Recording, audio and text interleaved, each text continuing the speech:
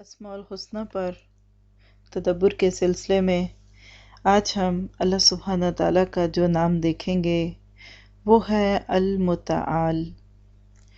اس کا مطلب ہے ہر حال میں بالا تر رہنے والا۔ سورۃ الرعد کی آیت نمبر 9 میں آتا ہے عالم الغیب والشہادۃ الکبیر المتعال۔ وہ پوشیدہ اور ظاہر ہر چیز کا عالم ہے، وہ بزرگ ہے اور ہر حال میں بالا تر رہنے والا ہے۔ المتعال لفظ جو ہے علوٌ سے مشتق ہے۔ علی، عالی، تعالی یہ سب اسی مصدر سے نکلے ہیں بلندی کے معنوں میں۔ تو المتعال اللہ تعالیٰ کا یہ نام ہے۔ کیوں؟ اس لیے کہ وہ ہر عالی سے بھی بلند ہے اور ہر اس سے بھی بلند ہے جو بڑا ہونے کا دعویٰ کرے، اور ہر اس بڑے ہونے کے دعویٰ کرنے والے کو پست کرنے والا ہے۔ بلندی نے اسی سے بلندی پائی، اور اللہ تعالیٰ کی بلندی علو ذاتی صرف اسی کا حصہ ہے۔ جسمانی طور پر بھی بلند ہے، ساتویں آسمان سے اوپر، اور بلندیوں پہ لے جاتا ہے لوگوں کو۔ جو اس کے ساتھ لگ جاتا ہے وہ بھی بلند ہو جاتا ہے۔ اس نام کو مختلف طرح سے اللہ تعالیٰ نے بار بار قرآن اور سنت میں ہمارے سامنے رکھا۔ مثلاً تعالی اللہ الملک الحق، بلند ہے وہ اللہ جو بادشاہ حقیقی ہے۔ تعالی جد ربنا، بلند ہے ہمارے رب کی ذات۔ سورۃ جن میں جنات ایک دوسرے کو بتاتے ہیں۔ پھر اسی طرح تعالی اللہ عما یشرکون، بلند ہے اللہ اس سے جو یہ شرک کرتے ہیں۔ سبحانہ و تعالی عما یصفون، پاک ہے وہ اس سے اور بلند ہے جو وہ بیان کرتے ہیں، یعنی لوگ جو اس کے بارے میں کہتے ہیں وہ ان ساری چیزوں سے بلند ہے۔ سبحانہ و تعالی عما یقولون، وہ ان ساری چیزوں سے پاک اور بلند ہے جو لوگ اس کے بارے میں کہتے ہیں۔ اس کے برعکس اگر دیکھا جائے تو دنیا میں کتنے ہی لوگوں نے بڑائی کے دعوے کیے، کوئی بڑا بن تو نہیں سکا۔ ہاں، جنہوں نے بڑائی کا دعویٰ کیا وہ ہمیشہ کے لیے چھوٹے ہو گئے، جیسے کہ فرعون نے کہا تھا انا ربکم الاعلی، میں تمہارا رب ہوں اعلیٰ بلند، لیکن اللہ تعالیٰ کی ذات اس کو چھوٹا کرتی ہے کہ زمین تو زمین، سمندر نے بھی اس کو پناہ نہ دی اور اس کی لاش کو باہر پھینک دیا۔ حقیقت یہ ہے کہ اگر اللہ تعالیٰ کے المتعال ہونے کا یقین آ جائے تو انسان پھر اسی کے ساتھ جڑنے کی کوشش کرے، بلندیاں اسی سے طلب کرے، اس کو ناراض کر کے کبھی بھی پستیوں میں نہ گرے۔ کسی بڑے سے بڑے کو تصور میں لائیے، کہاں سے ملی بڑائی، کتنی ہے، کب تک ہے، کچھ پتہ نہیں، کسی لمحے ختم ہو سکتی ہے۔ آج بڑا ہے تو کل چھوٹا ہوگا، ایک جگہ عزت والا ہے تو دوسری جگہ بے عزت ہوتا ہے۔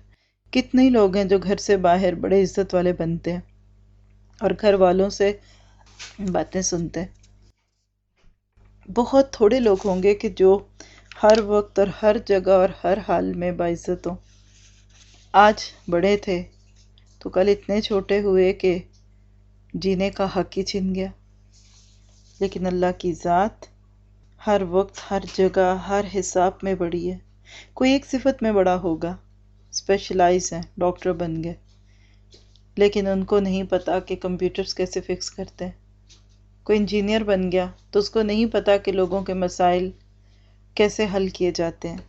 لیکن اللہ کی ذات ہر صفت میں بڑی، ہر معاملے میں بڑی۔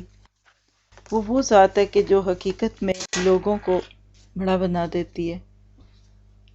جس کا نام اللہ کے نام کے ذریعے سے ملنے لگے، جس کی بات اللہ کی بات سے ملنے لگے، جو اللہ کے حکموں کے مطابق جینے لگے، پھر اللہ تعالیٰ اس کو بھی بڑائیاں دے دیتا ہے۔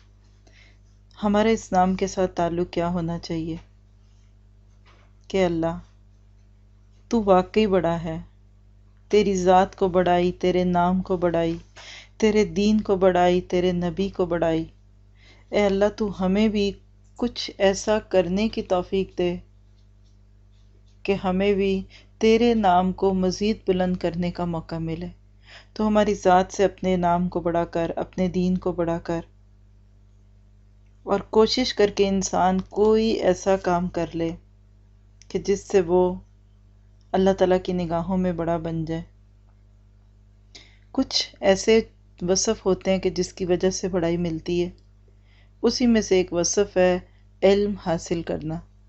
اللہ کے نبی صلی اللہ علیہ وسلم نے فرمایا، علم حاصل کرو گود سے لے کر قبر تک۔ کیوں؟ اس لیے کہ یہ علم بتاتا ہے کہ دنیا میں کیسے اللہ کی بڑائیوں کو ماننا ہے اور اس کی صفات کو سامنے رکھتے ہوئے زندگی بسر کرنی ہے۔ وہ لوگ جو دنیا میں کسی اور چیز سے بڑائی حاصل کر بھی لیتے ہیں، لیکن کل قیامت کے دن وہ چھوٹے ہو جائیں گے۔ اصل بڑائی تو قیامت کے دن کی بڑائی ہے کہ جس دن پھر لوگ اللہ تعالیٰ کی نگاہوں میں بڑے بنیں گے اور اللہ تعالیٰ ان کو وہ بڑے مرتبے دے گا کہ جس کو دیکھ کر دوسرے بھی حسرت کریں گے۔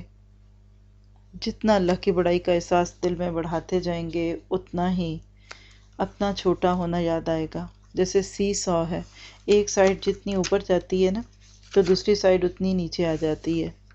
بالکل اسی طرح اللہ کو المتعال ماننے کا ایک لامحالہ نتیجہ یہ نکلتا ہے کہ انسان خود کو چھوٹا سمجھنے لگتا ہے۔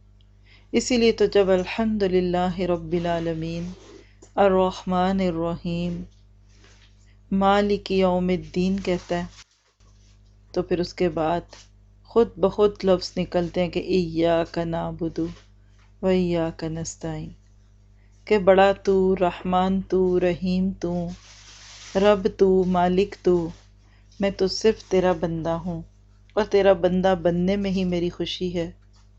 پھر ایک انسان اپنے آپ کو کبھی بڑا بننے کا کوئی خواب نہیں دکھاتا، تو اللہ تعالیٰ سے دعا ہے کہ ہمیں چھوٹا بنتے ہوئے اللہ تعالیٰ کی بڑائی کو سمجھنے کی توفیق عطا فرمائے۔